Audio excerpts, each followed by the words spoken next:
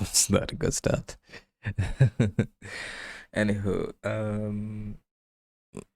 I got font working a little bit, you could say.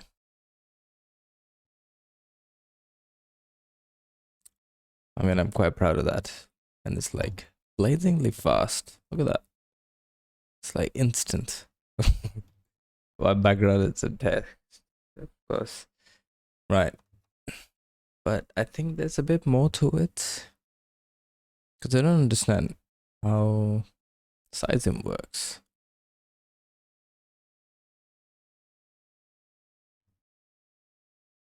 And I do need to clean up a little bit. Like for instance here.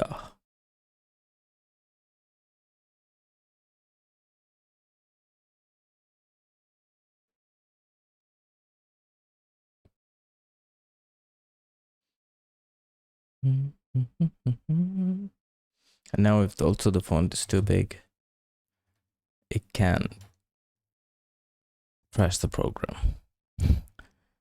Because it goes out of bounds of the memory.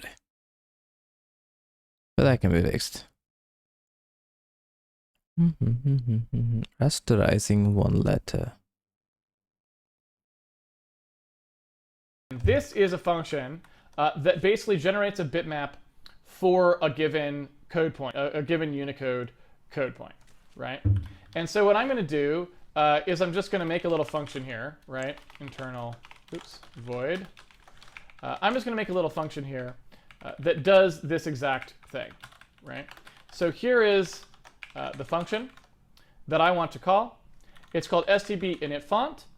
We need to give it a place to store the font information, which is just gets declared on the stack. This is stb tt font info. You pass an address to that.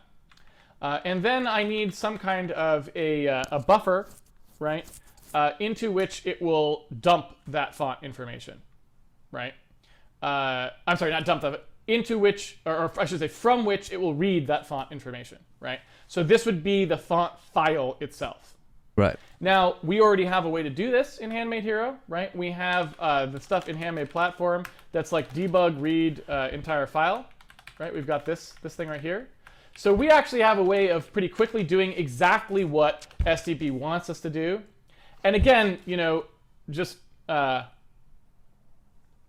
to extol Sean's virtues too extensively here, but again, it's set up exactly the way I want. He's not forcing me to pass him a file handle. He's not forcing me to pass him a file name. He's assuming that I already have ways to read files and that I'm going to want to read files the way I read files. So he just takes a memory buffer of the file. That's exactly what I want, right? It's exactly what I want. It minimizes dependencies. It makes it so that I don't have to work around him. He's working around me, right? And that's really great. Again, another sign of an intelligently made library. It doesn't force its file I/O on you, right? So I can do this, right? I can read the file. So here's our TTF file. I can say I want to take platform debug read entire file, and then I can just pass it some true type font name, right? So I don't know what true type font we want to read, but I can, for example, pick one out of Windows. In here, you can see a giant set of fonts, and Arial.ttf is almost always there. So I can perhaps just say we will use Arial for the time being, right? So I will go ahead and do debug read entire file to read out this font file.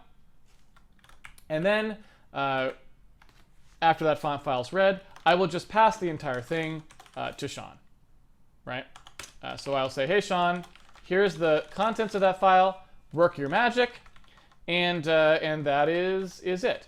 Now, get font offset for index, I believe, is just a thing. You know what? To be honest with you, I don't really know what that does. I don't remember. So let's see what that does.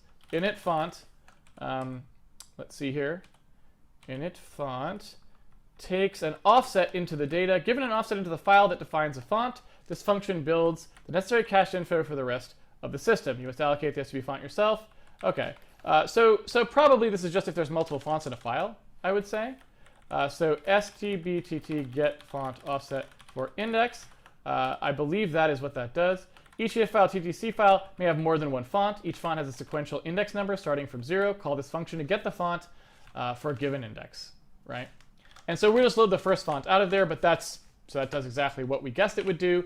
If you were trying to load a TTF file that had more than one font in it, this would be your jam. So that would init the font.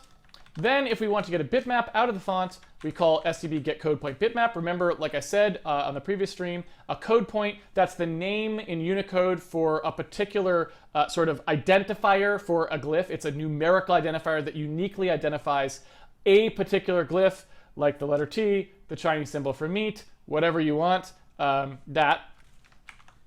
So if I come in here and say, okay, we got font, we're passing it the font that we just sort of initialized, and then what we would like to do is we would like to give it some information about what we want it to do for getting that bitmap, and we want to get back some information from it. Okay, so what is that information?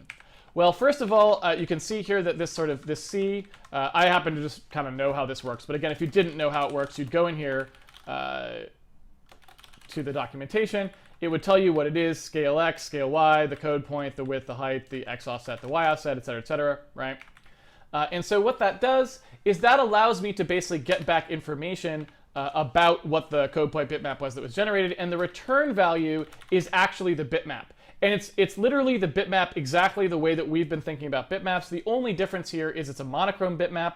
Like I was talking about yesterday, there's really no need to store colors in fonts because most fonts don't have color information. They're just black and white. So really all you're getting is a 0 to 255, which is about the anti-aliasing of the font. And that's it, right? So we'll start with that, right? We'll do a little thing here where we go ahead and get the bitmap. So this is the mono bitmap, right? Get code point bitmap. This is the font that we want, right? And then we've got scale x, scale y. If the 0, I believe, if you pass into scale x, just means whatever the scale would be, is my assumption, given the y scale, right? Now, the y scale is a little tricky. And the reason for that is because the y scale is not actually given in units that you would care about in a true type font file. I think it's given in points or something like this. And typically we want pixels. And so again, being a pretty cool library, Sean already knew that. And so what he did is he provided a utility function for us, right? Which is sevtt scale for pixel height. And what that does is it says, given the pixels and a particular font, produce the value I should ask you for if I were to want this many pixels tall for the total font height, right? So that's a pretty great thing right there, right? We can just say, like, you know what? We want a 20 pixel tall thing. Maybe since this is a test one, we want something higher, like 128, right? So it's a big old tall letter, and that's fine. So we do stb code point bitmap. That's going to get that for us at 128 pixels tall. We then pass the actual Unicode code point that we want. Now, since the Unicode code point... That was one of the questions I wanted. Okay, scale for pixel height.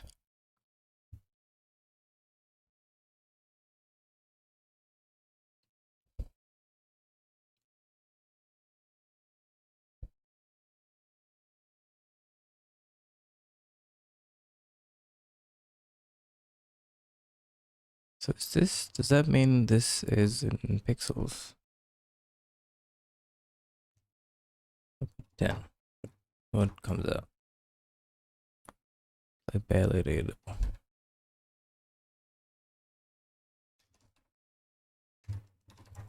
This should be readable. Now I can say something.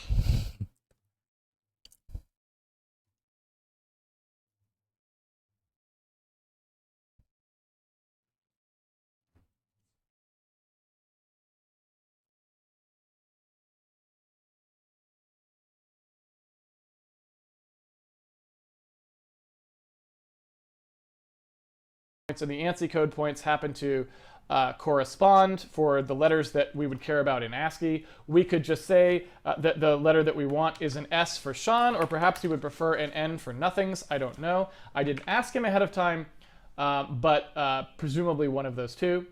We will ask for an N, And then when we get back our width and height, again, if we go back to the documentation for get code point metrics, get code point bitmap rather, you can see that at the end here, we get back a bunch of information, right? So we can get a width, we can get a height, we can get an x offset, and we can get a y offset. And what are those values, right? Well, the width and height are just how big that bitmap is that comes back, just like we've been working with this whole time.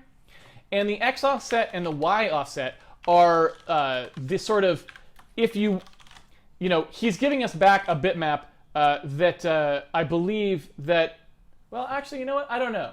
I think he gives us back a bitmap that's the tightest bound bitmap. So it's basically a bitmap that has no empty space around it, I believe. We'll see in a second. And the x offset and the y offset are how you would displace that bitmap to align it with the rest of the font, I believe. Meaning that, you know, if you have the letter A, well, it's kind of a tiny bitmap. And so it has to be adjusted relative to an H, which is much taller, in order to line them up potentially, right? So the Y offset might be a thing. That's all. But we'll play around with that in a second. I'm also pretty sure that Sean does top-down bitmaps. So we're going to have a little upside-down fun happening here. And I don't know if he supports, top to bottom, right? So I don't think there's any way to do bottom up in his system. So we're going to have to do a flip of the result of this. But that's basically it. I think there's a free in here probably for code point bitmap. Hopefully, because he had to allocate some memory for it. Am I misremembering this? Free. STB free. Do not know. Do not know. Feel like it does need to be free. Don't remember. But I feel like we should know. So get code point bitmap. Does it say in the documentation? So I guess, oh, it's right above it. The one place I did not look.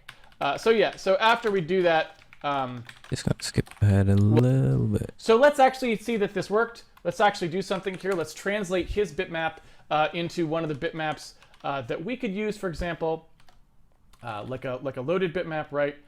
So I believe we have a make empty bitmap call here, you know, like this.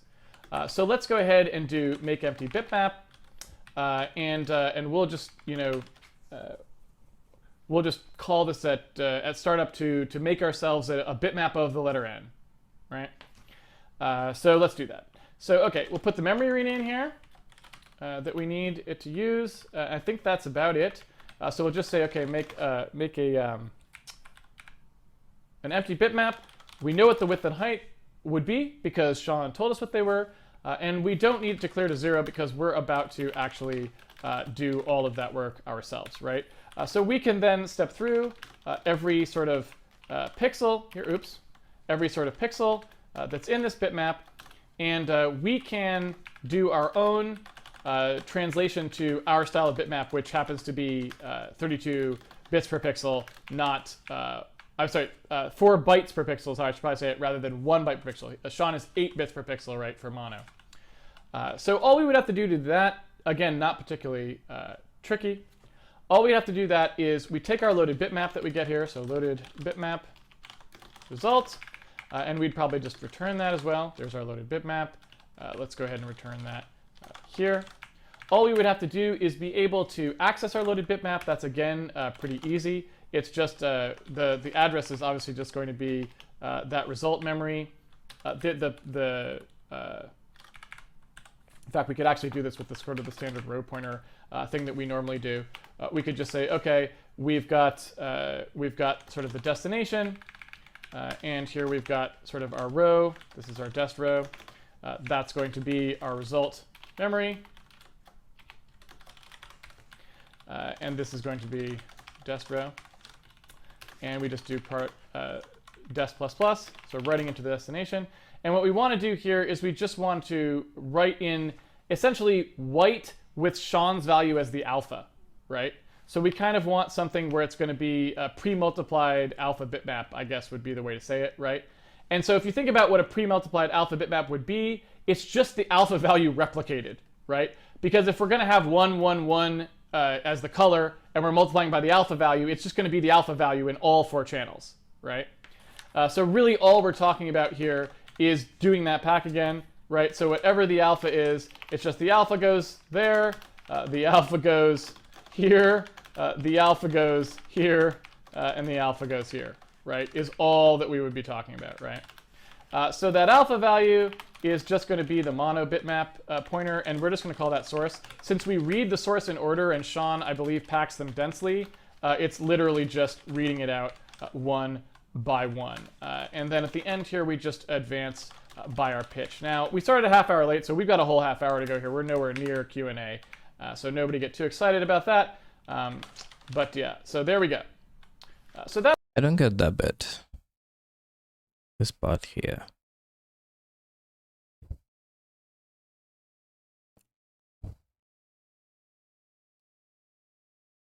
So it's just filling the whole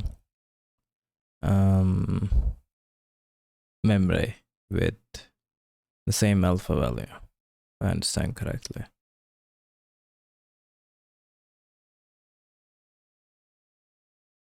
But why? I thought it'd be the other way around.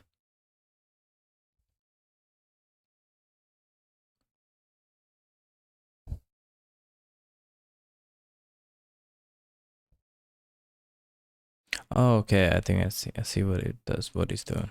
that's roughly what we're looking at here. Got to do a little bit of cleanup, but I think that's about it. So it looks like these are actually ints there, right? So those are S, 32, oops, not that, but rather that. And I think that is basically it. So let's see, we've got our alpha, that's missing an OR sign. Other than that, we are good to go. So that just alpha replicates out there and produces, you know, the color bitmap for a mono bitmap, right? Nothing particularly weird going on there. So that would create us a bitmap, assuming that I haven't horribly ruined everything by some kind of mistake in the code. And so I'll just go ahead and add in here to where we kind of store random stuff like this. I think we tend to have a few of these sitting around. Test font or something, and I will just make it so that game state test font, right, is going to be made like that, right? So down in here when we first start up the game, after we initialize the world arena, let's say, sure, why not? We'll just go ahead and make the test font like so, and I'll just, sure, use the world arena. Does not matter, do not care, right? So there we go.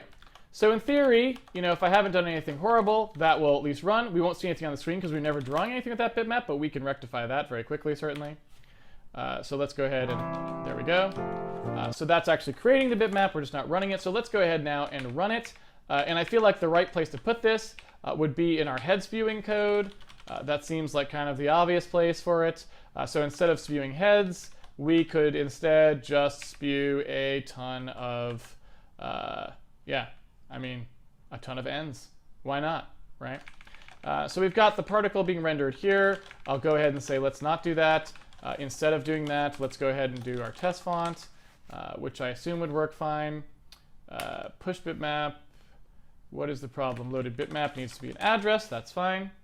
And so let's run it and see how we did. Oh, so disappointing. Where are they? That's just cruel, really, right? When you think about it. So let's go back up here. Let's step into this and see what I did wrong there. What did I call that function? I don't even remember. Make nothings test. So let's see here. What did we do wrong? Let's step in. Let's step into this guy. Destro plus equals result pitch. This equals destro. That part's correct. The source steps through for every pixel, which is also correct. That looks roughly right to me. That looks roughly right, I would say. So I'm going to go ahead. I don't see anything obvious. So really all we need to do here is just do this, make this bitmap right the other ways around, which would be really easy for us to do, right? We could just step the pitch backwards and start out on the last row, right? We'd just start at, pre-advance the pointer to be starting at that last row, and then we just write the rows in reverse order. That's a pretty trivial way to flip it around. And then, hey, guess what? Our ends are right side up. But it's something to be aware of, right? The STB library has that convention, and so when we do our asset processing, we need that to work. Now that's it. That's all, right? Like I said, this is why when people ask me if you're going to use libraries, which would you use? And I always say the STB libraries, because without fail, they go in clean, they're easy to use, they're thought through. It's a very good set of architectural libraries that can really quickly give you access to a bunch of really great stuff without all the headache and problematic aspects that plague almost all libraries. What else does he do? Merge handmade asset into handmade, adding one bitmap per letter to the asset So file. now in here, if we wanted to, we could do something absolutely ridiculous. I don't know that this is really what we want to do. It seems like it might be a little ill-conceived. I'm going to do it anyway, because why not? What I'm going to do is say, all right, there's an asset here that's just like asset font, right? This is a really crazy abuse of our asset system. I don't really want to advocate doing this. I'm just going to do it because we can. Yeah, I mean, we just can. There's really no other way to say it than that. So I'm just going to say asset font, and then I'm going to go into the test asset builder, and I'm going to have it actually operate on these guys. All right. Excuse me. So yeah. So if I come in here for asset font, I'm going to now do sort of the nonsense that we were doing before, this sort of thing, right?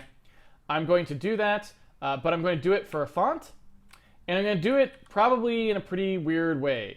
I'm going to just generate, like when it does these things, I'll just have a thing that's like right font, I guess. I think I can skip that.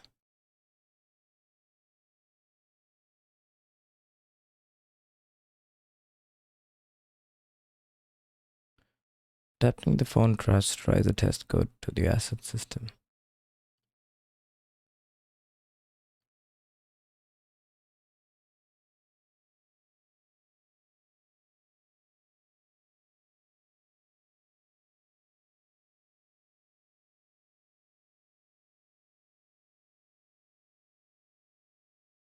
What's this? I think I might be able to skip this as well.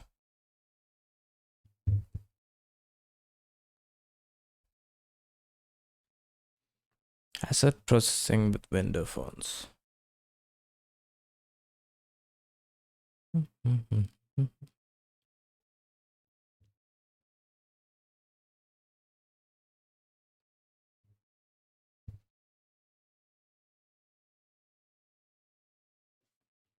Let's just check it out, see what it's about. Start recording.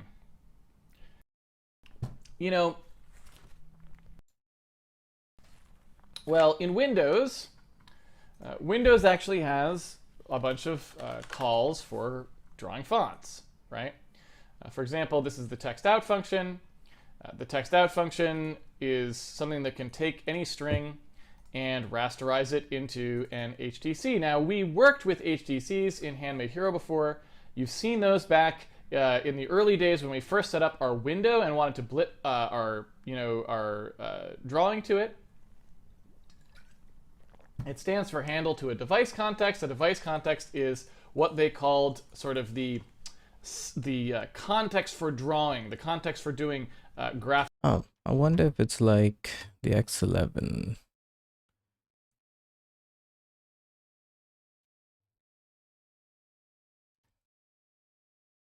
It's opaque.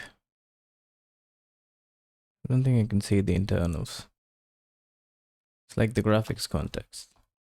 Work in the graphics device interface for Windows. And so what we do know is if we wanted to start extracting fonts out of Windows, we could just call this text out function, and we know that we could get it to draw to an HDC. So the question is just, could we figure out a way to get one of these HDCs to draw into a bitmap of our choosing, right? Like a bitmap that we are okay with looking at behind sort of the back of Windows, if you will, right? Because if we could do that, we can just have Windows draw the fonts, and then we can grab the fonts out of there. And this is the same principle you can follow in just about any operating system. Whatever the thing is they have that would draw fonts, we could just go ahead and use that thing, right? Okay. So there's actually a couple ways we could do this. We could start by doing the absolute slowest way. I believe it's called get pixel. The absolute slowest way, and probably not a particularly good way to go, but we could try it just to make the sort of I don't know what you want to call it, the absolute slowest but absolute simplest way would be. Let me check X11.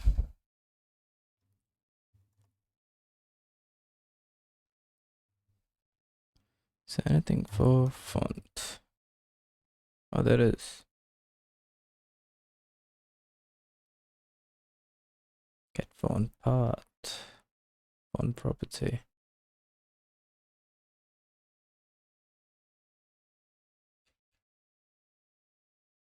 List fonts. Load font. Create font cursor. Interesting.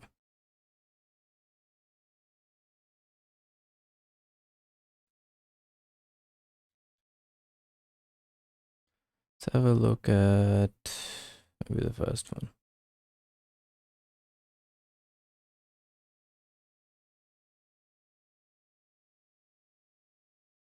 Where's load font?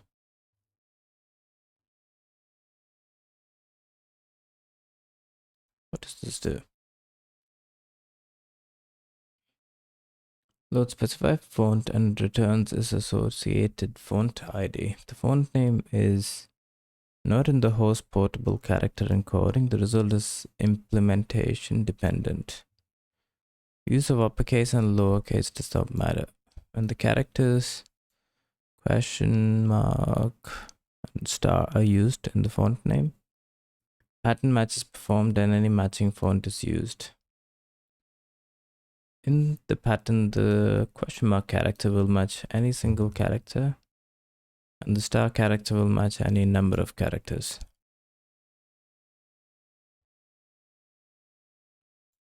A structured format for font names is specified in the X consortium standard conventions. If X load font was successful at loading the specified font, a bad name error results.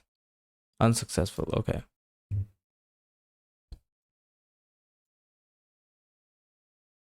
Fonts are not associated with a particular screen and can be stored as a component of any GC. Interesting. Okay. And the font is no longer needed, call X font, X unload font.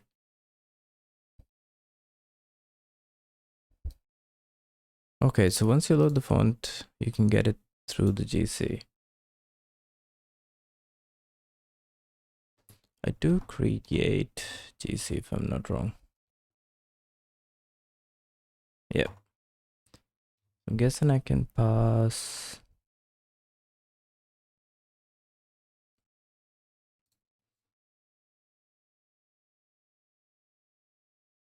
Yep.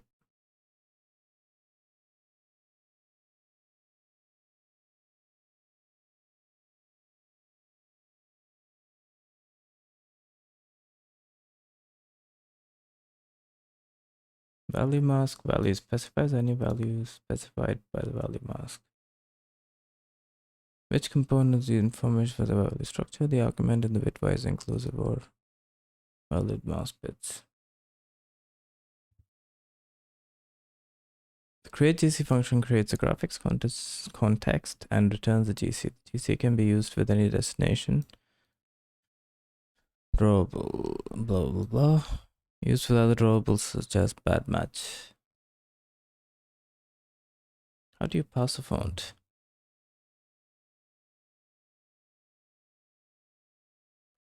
Bad font.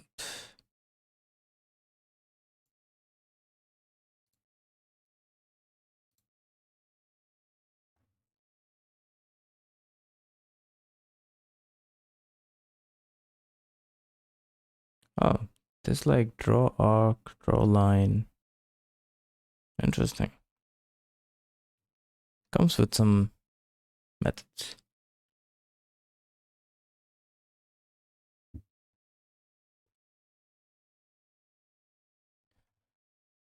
X11 create GC with font.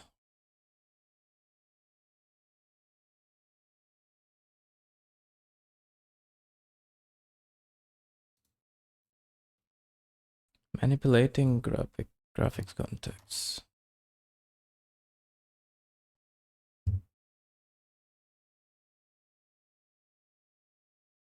DC values. Okay, there we go. Okay, so it's a C pointer to a struct.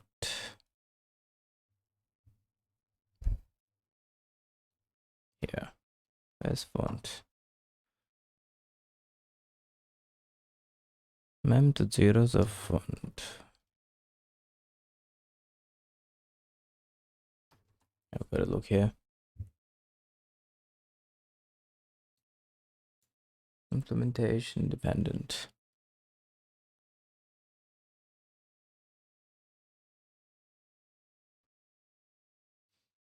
What does that mean? I can call. What does load font return? Okay, so I can pass it a font. I need to do anything else. Interesting. And then how do I use the font?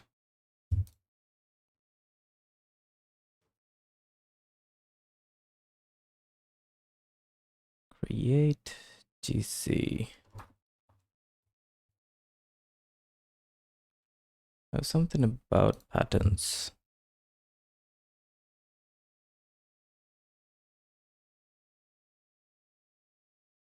Used in a font name.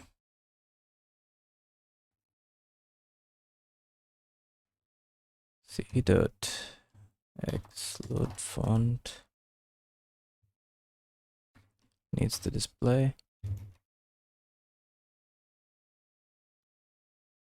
And the name of the font.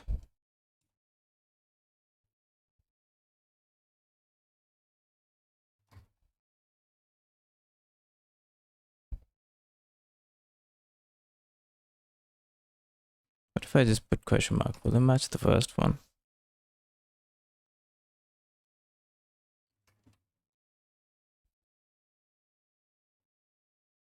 And then here I can pass. Hang on.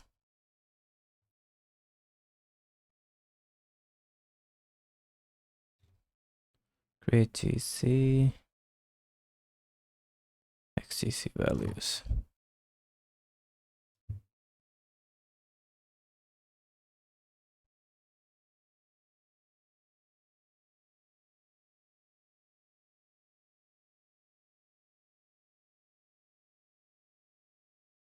Really? Where else is it defined?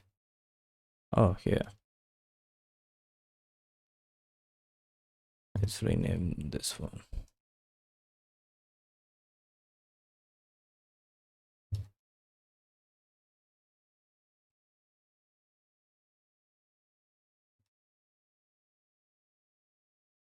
Jeez.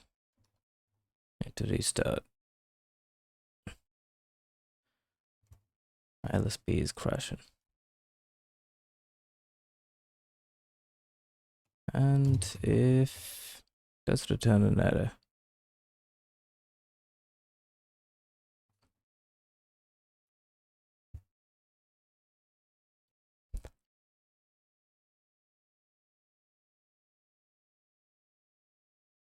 Name error results.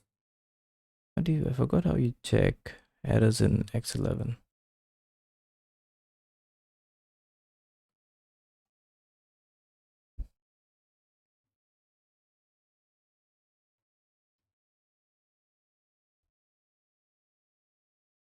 You just pick something monospace.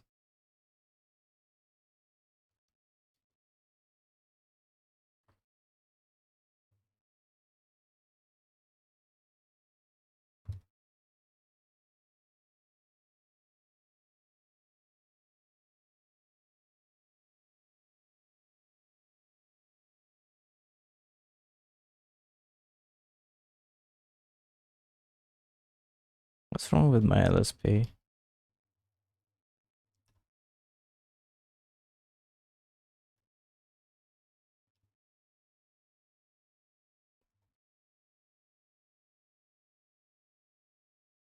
Just gotta check here.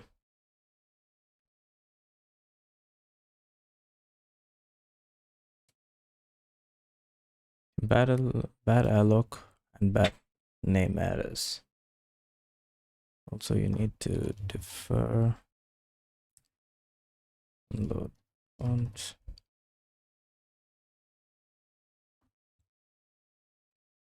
Yes, and it takes the font.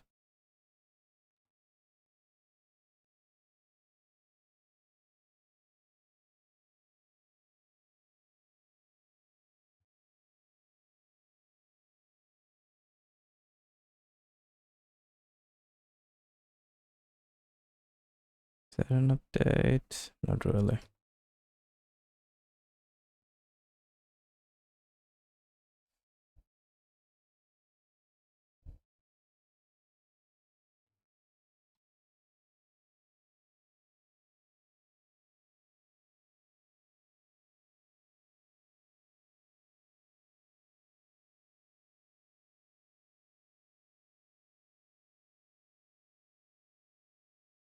Well, check errors later.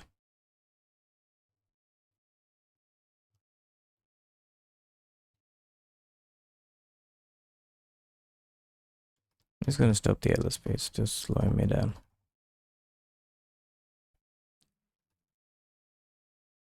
Thought I stopped it.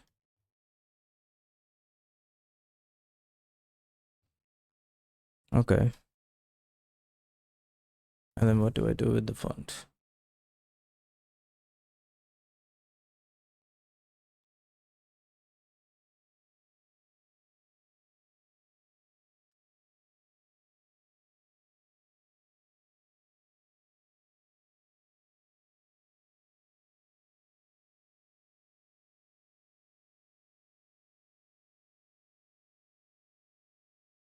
Maybe draw text.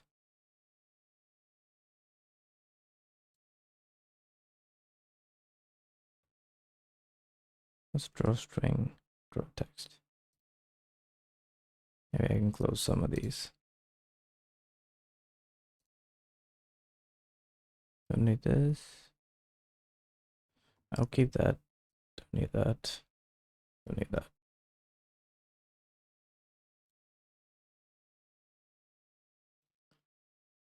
Each character image as defined by the font in the GC is treated as an additional mask for a fill operation on the drawable. The drawable is modified only where the font character has a bit set to 1.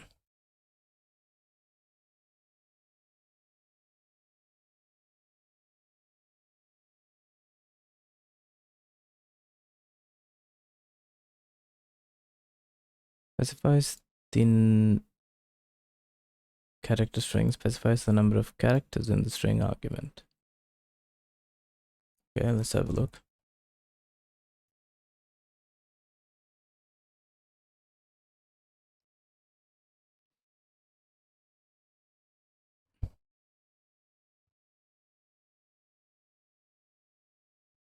think I can do it after here.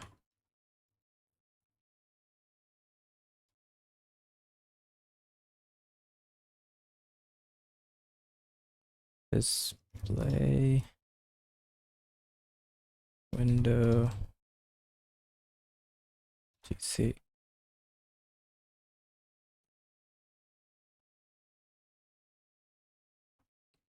X and Y coordinates which are relative to the origin specified. Drawable and defines the origin of the first character. Okay, let's just draw it. 2020. It's fine.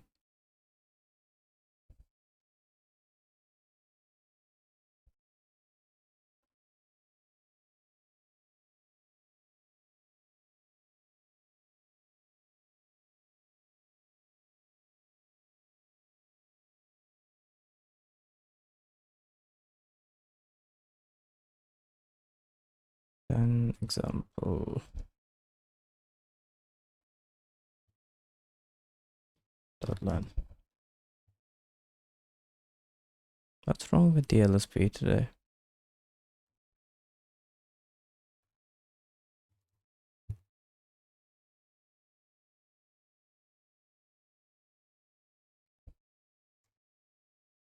X load font.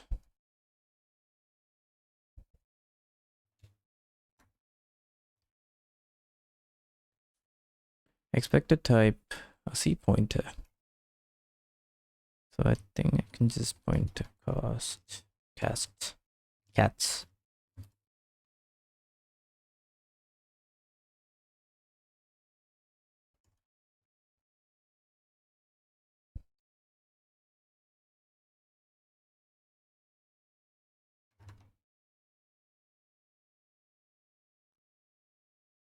Jeez.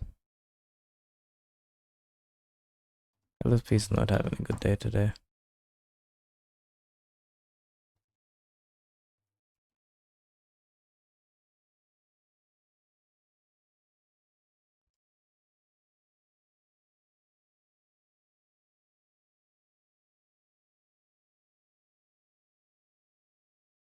Value of scene ignored. I think I can ignore it for now.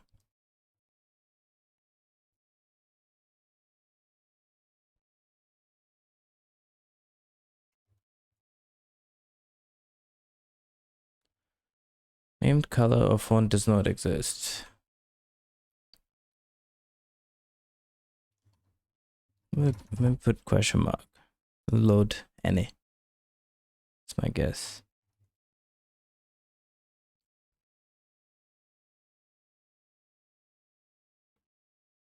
Where does it look for font names?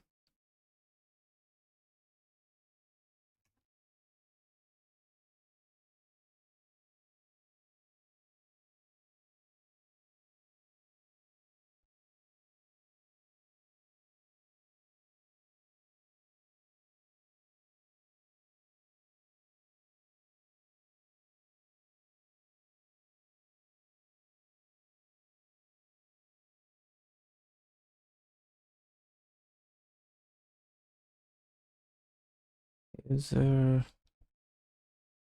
share fonts.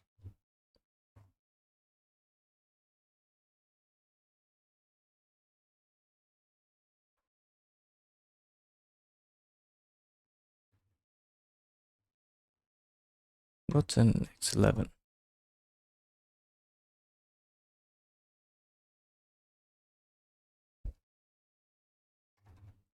Let's try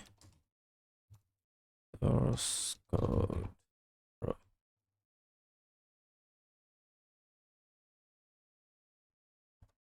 Okay, I don't know what's wrong with the LSP, whatever. Named color or font does not exist.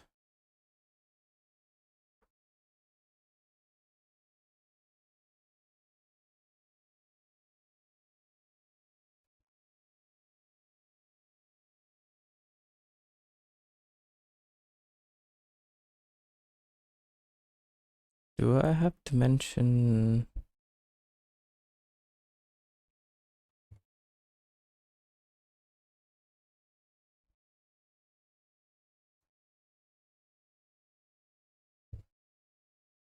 slash ttf.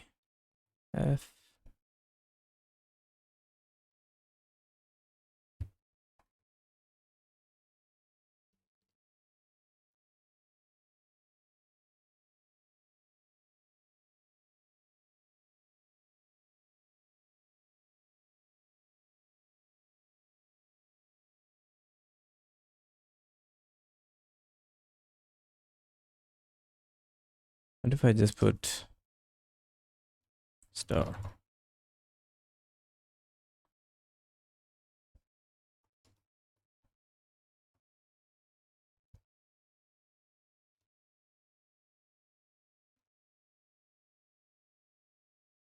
Because okay, tries to write it. No.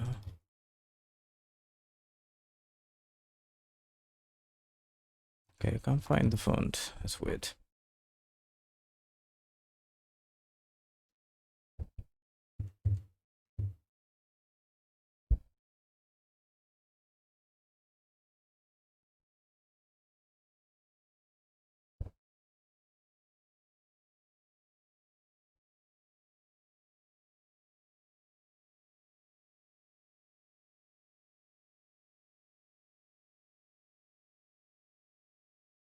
I don't understand.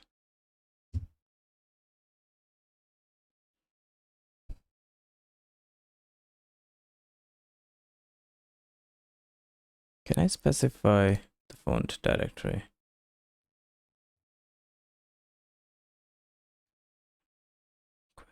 Query font, what is that?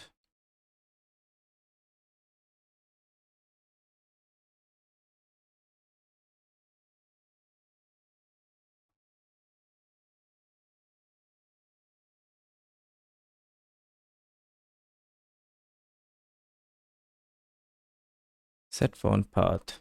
Okay, there we go.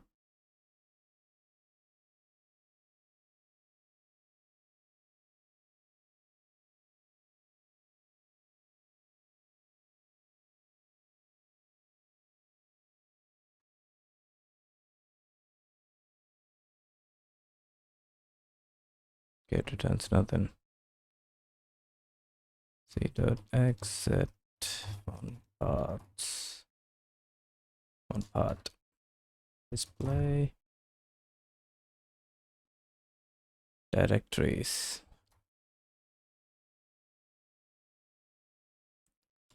Not sure. What should this be? What is end directory? Specifies the number of directories in the path. 0.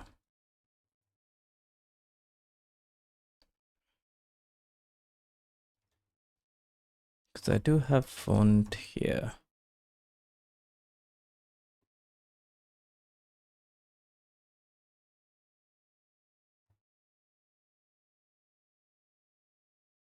Let's just try.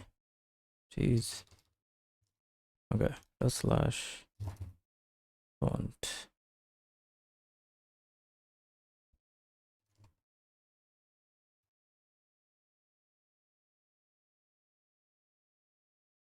Let's try that. Oh, I shouldn't have saved.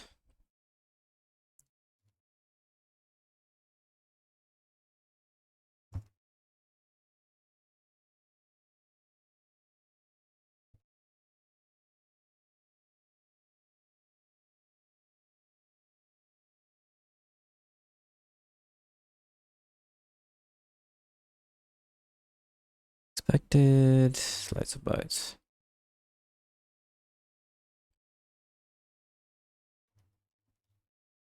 Oh, the LSP is off. No. Okay, works again. Set font path.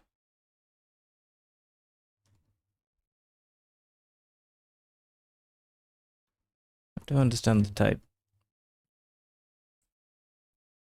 Slice of U8.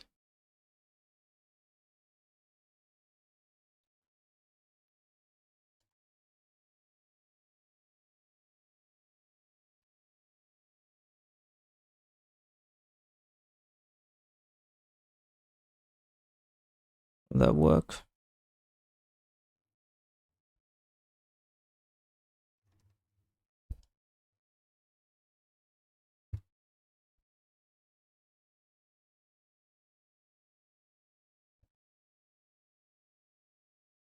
Right.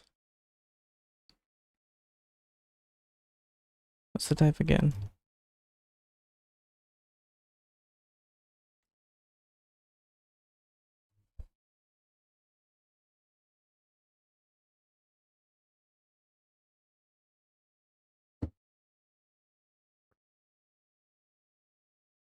Okay, because it's a list of font directories.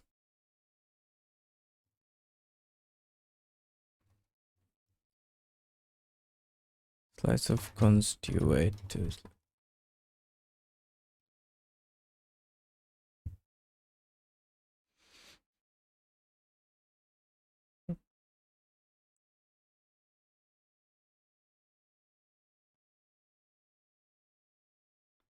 like every morning, same story.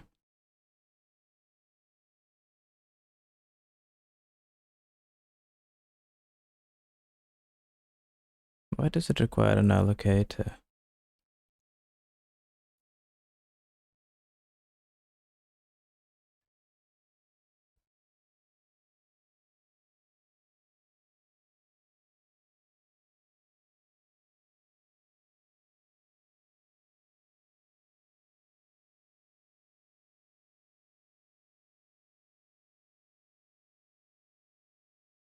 Please.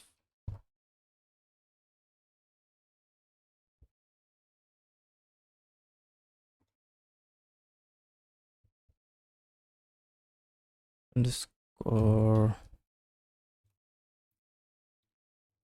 Wait. This could be the type.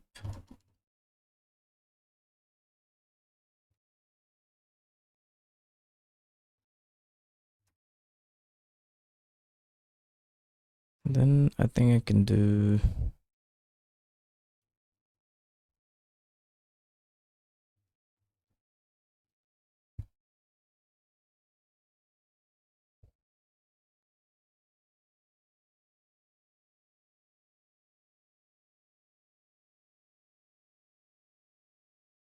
no, that won't work. Seems so simple, but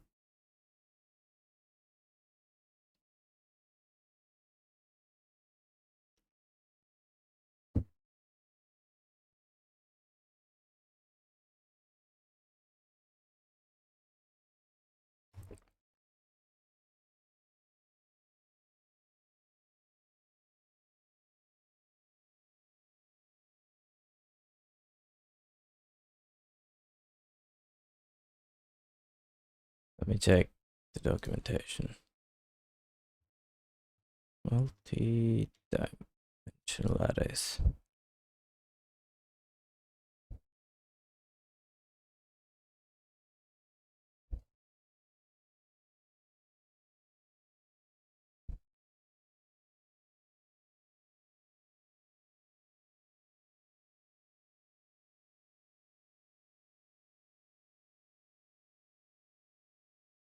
Do underscore.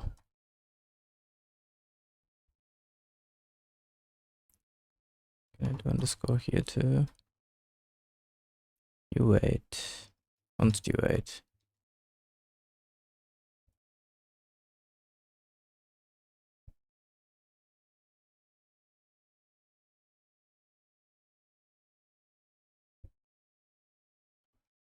Then of font.ttf. No, /font.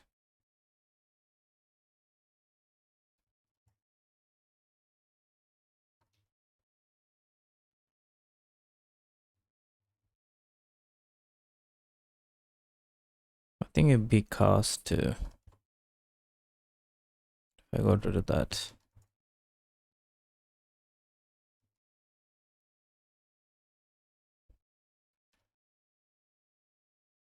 Pointer be a variable, can it?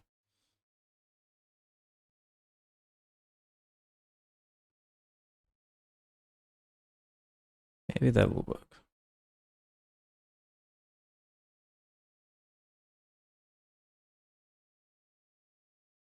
Expected type U8 found point cons pointer.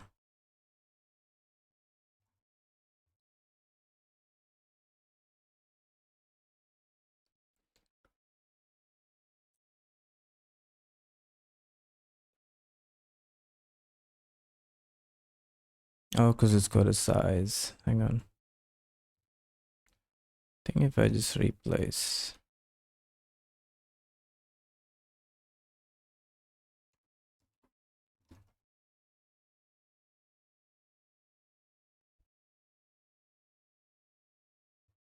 I don't understand how that works.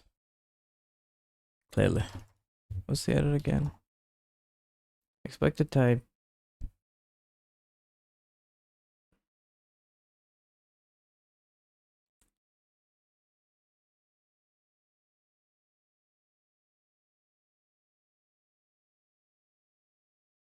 I made it a slice of U8.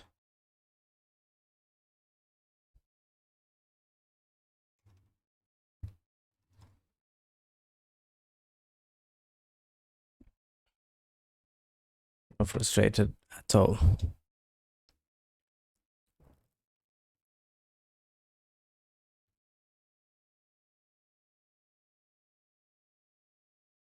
Dimensional strings.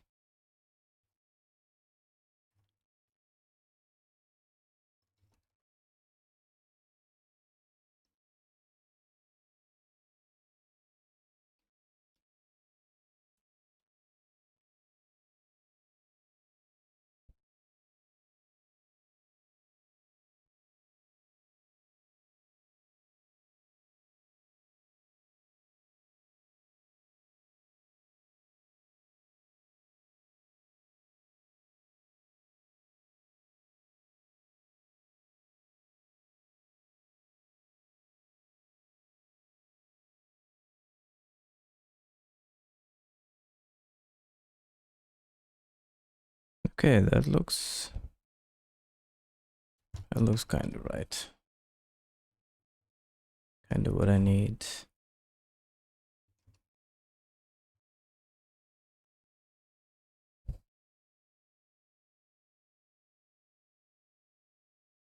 Okay.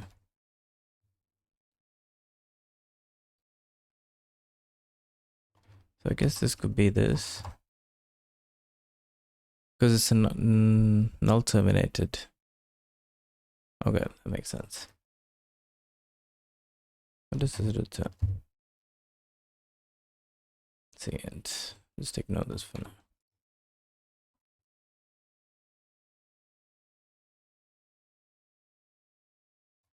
So maybe I can't ignore that.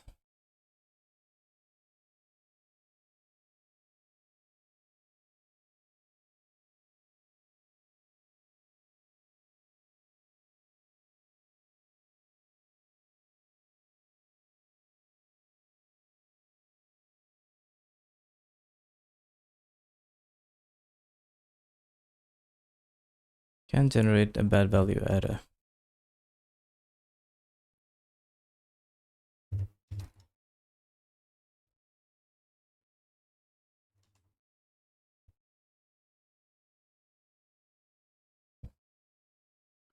Forgot how to check errors.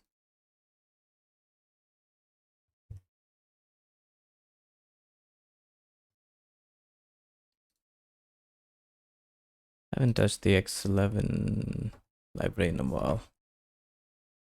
How do you check errors? Don't think I check errors anywhere.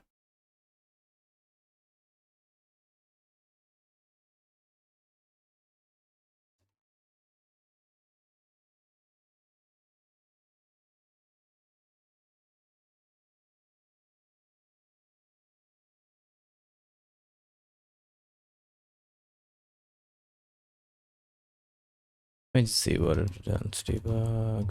And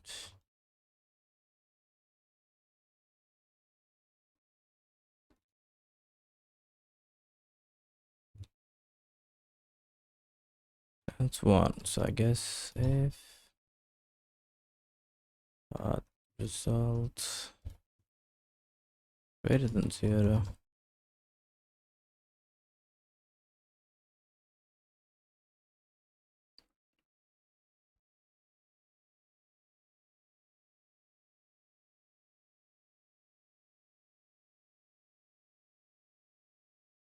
Can generate a bad value error. And I think the way to get error text. There we go.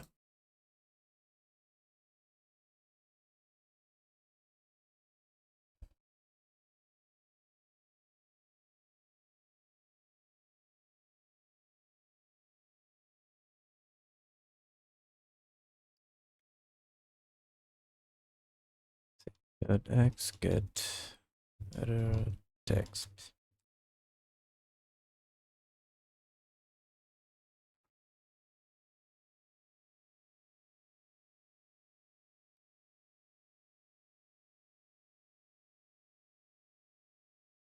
What does it need again? A slice of U8.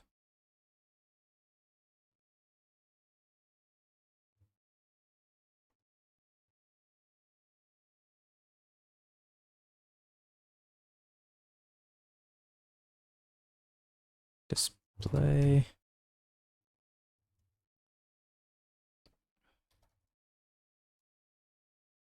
Results.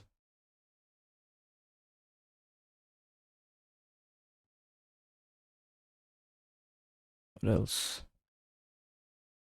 What's the last one? Length.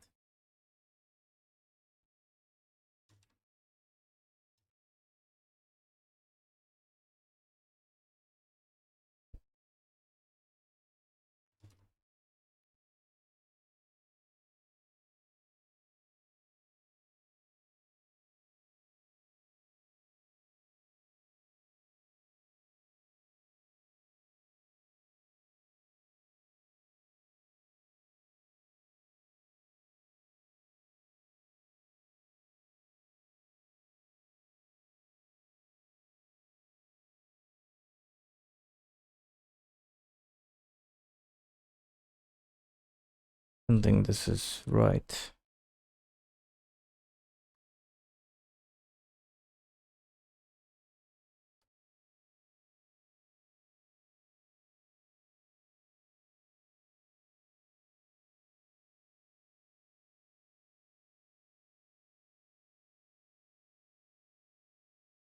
This returns another C. It's great.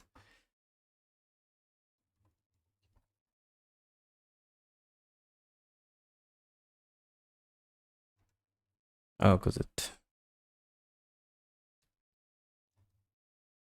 You know what? Standard debug. Actually, it doesn't fail, does it?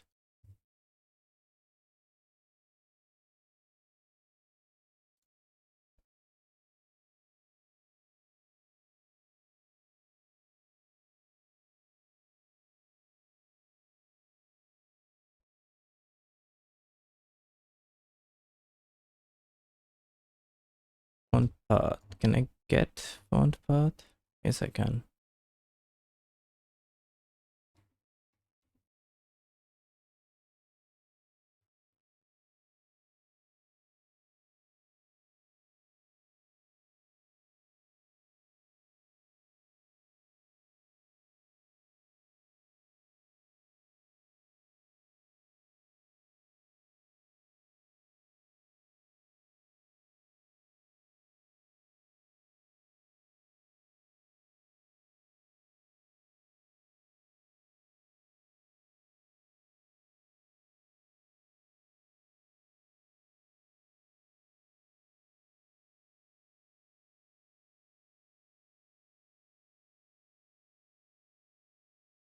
Turns the number of strings in the font path array.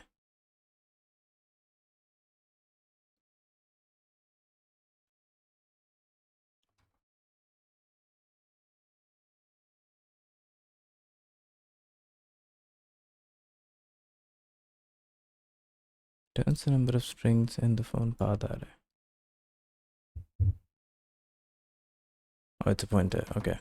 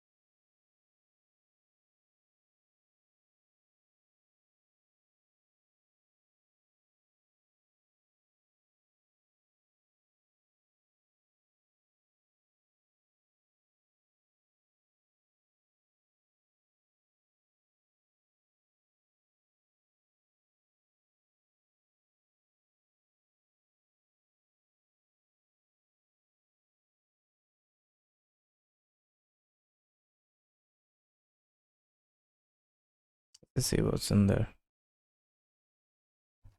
Why is it a pointer?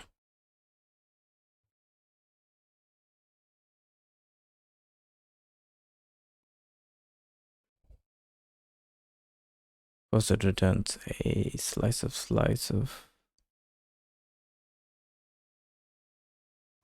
Yeah.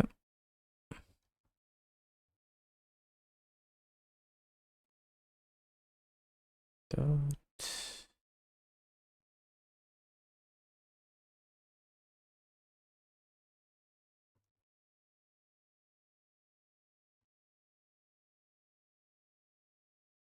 I don't think that'll work. No.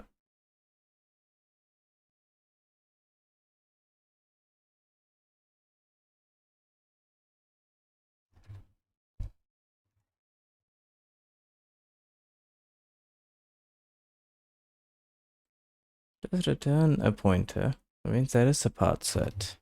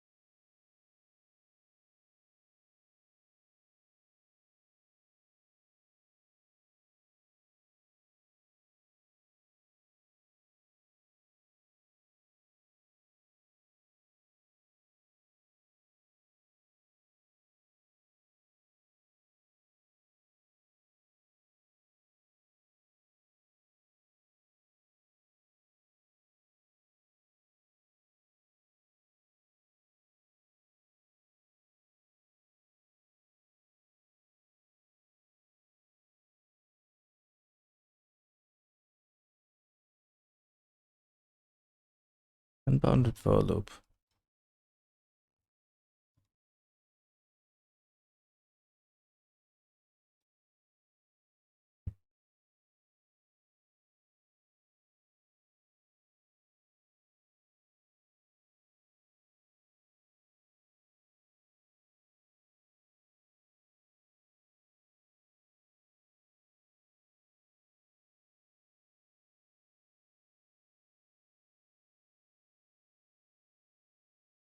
Why is it unbounded?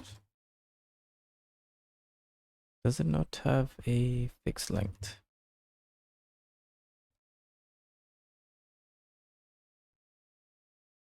Zero to font art. Then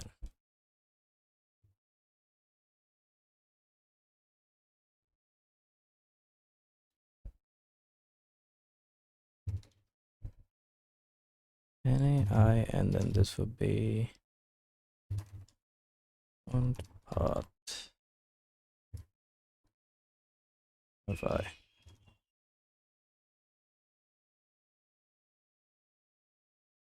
Oh no. Current font arts.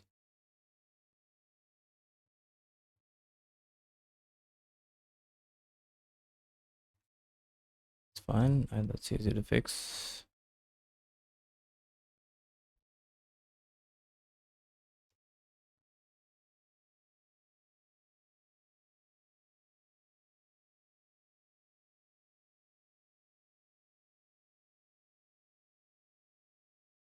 Oh, sorry.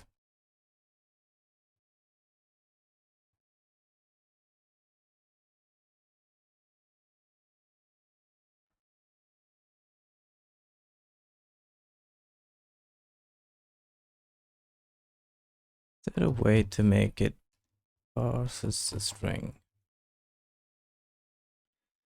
Okay.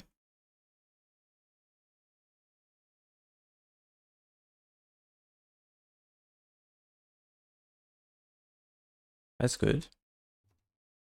So that means this does nothing.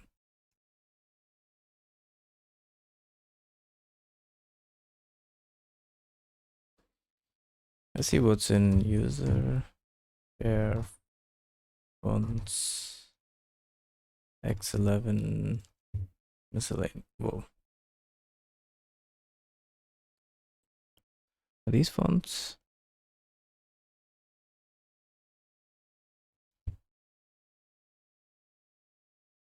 Is this the font directory? Hang on, what was... No, not that. What were the other fonts? User share fonts X11 type 1.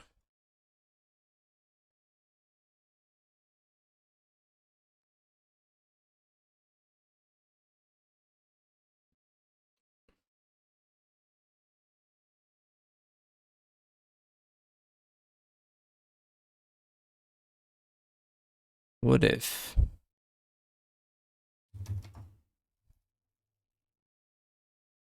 I copied fonts font.ttf user share X11 type 1, was it?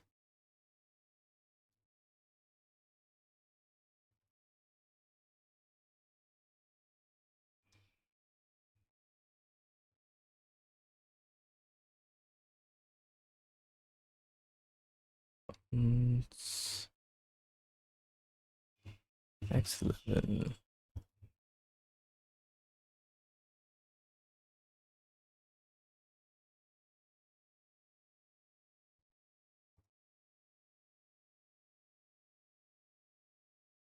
Was it sudo star? How did you sudo the last? I can't remember. I think it was sudo dot dot. No, star star.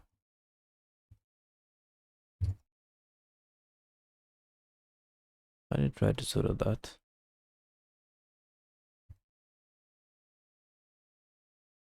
Okay, and let's try to.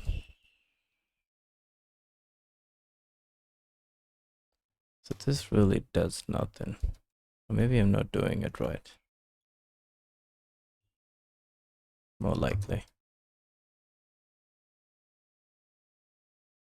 Font.ttf. Should be able to find it now. Say build run.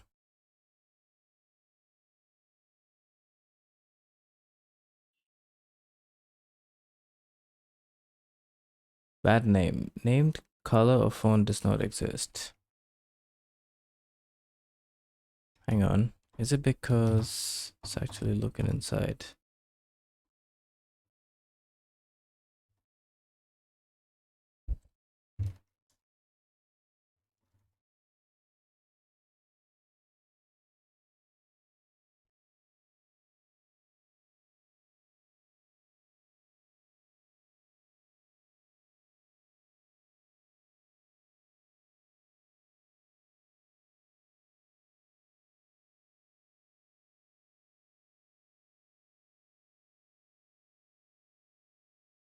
What am I doing wrong?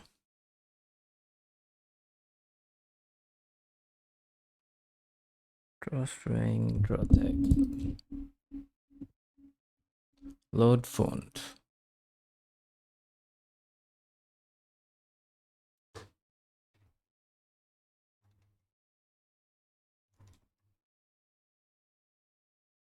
Is that how you spell it? Area.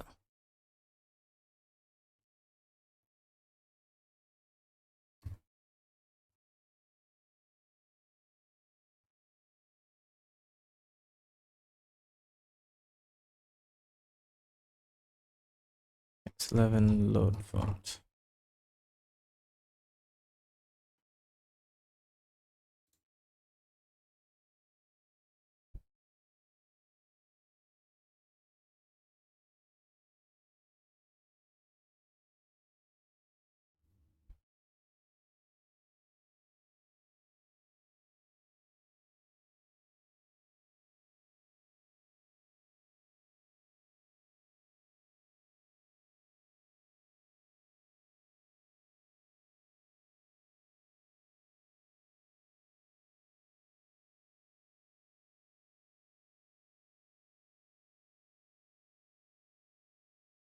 I mean, at this point, I'd be happy if it just loads anything.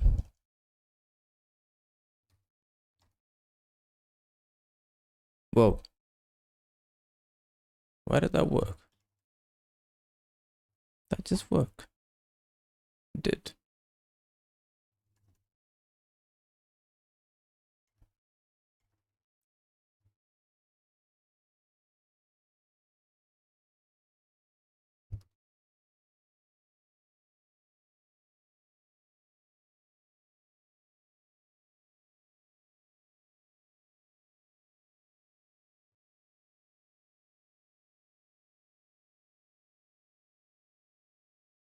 I need to land.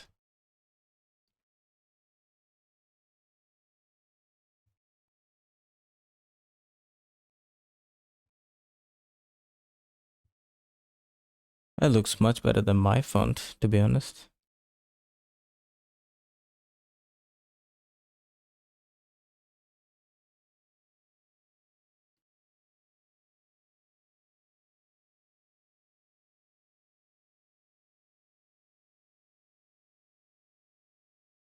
Whoa.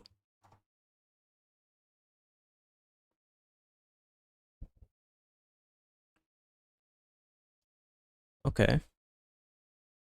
So if I can set the font part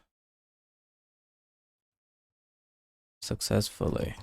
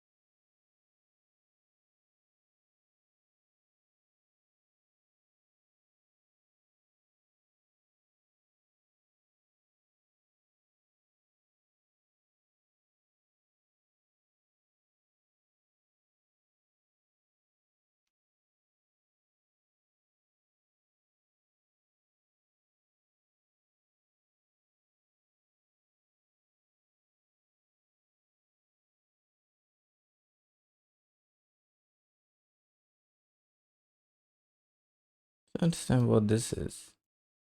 Built-in.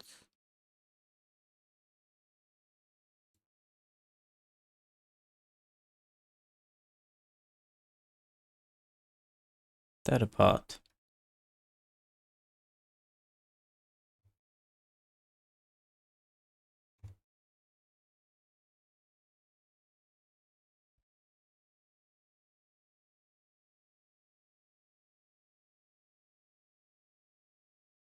Built-in function or structure within the X11 protocol.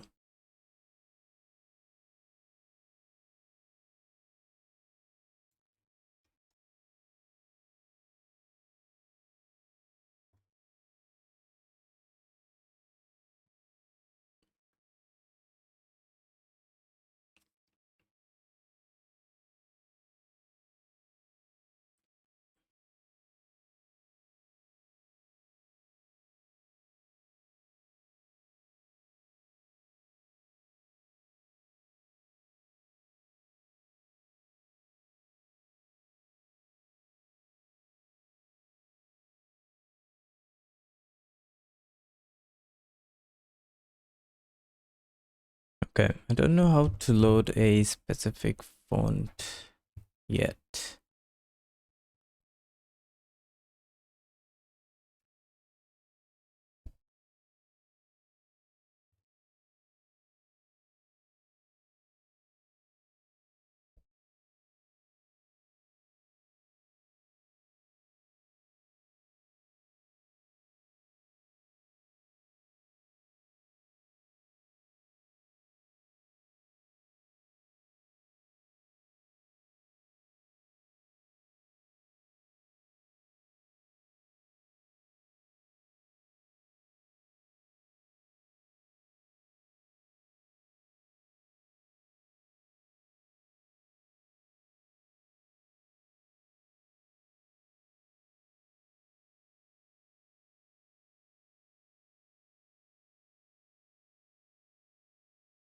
And I don't know what font it's actually loading.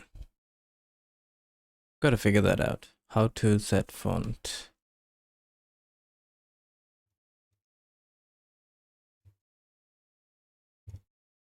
Specific font.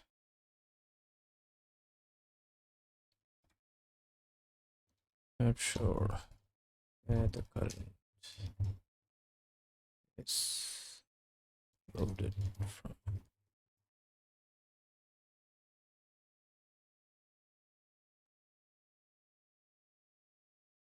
But at least kind of works.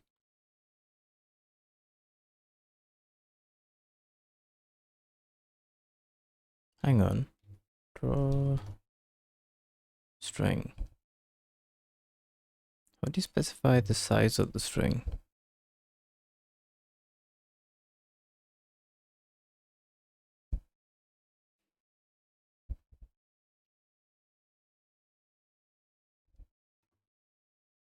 There's also a draw text.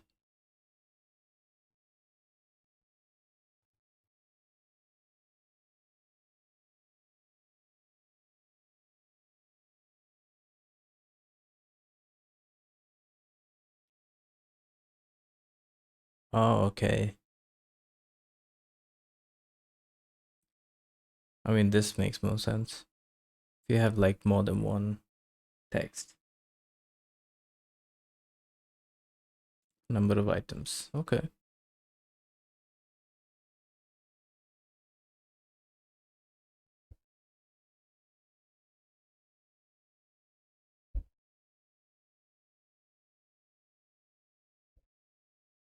So mouse, fill style, font, sub window.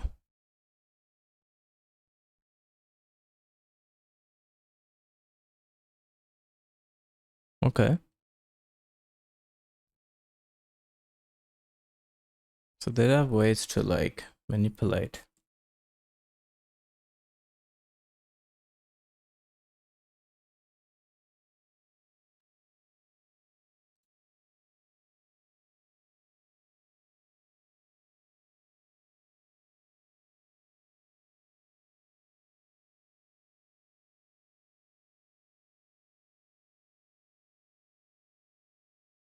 Characters, number of characters, delta, font. And I think you pass a, okay, an array of these.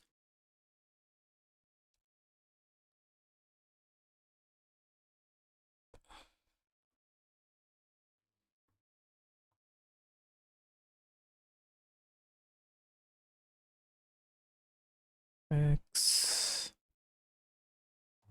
what was it called again? Draw text.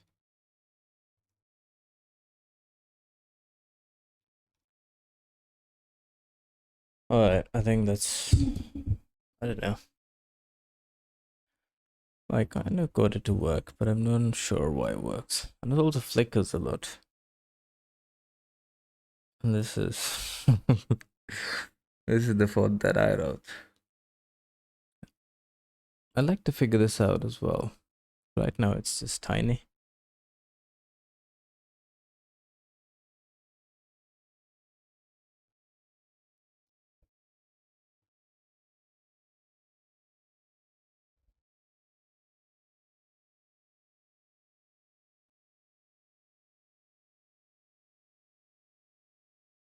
And then gotta figure out how to change font colors and remove this, the black background thing.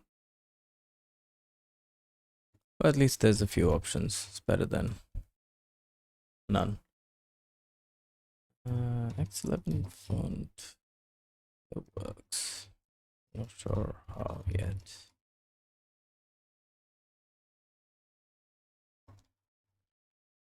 Alright, it's still a long way away from building an actual debugger. But you gotta show text, right? Step one. Alright, I'll figure the rest out tomorrow.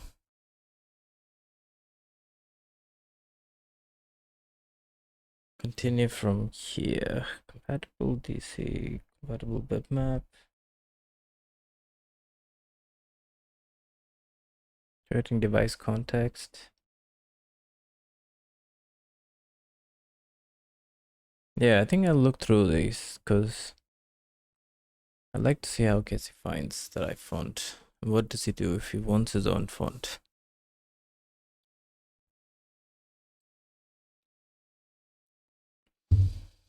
Alright, I think I'm gonna call it today there. It's another short one. Because font rendering is getting the best of me. It's alright, I'll figure it out. I hope you have a good day, and I shall see you back here tomorrow.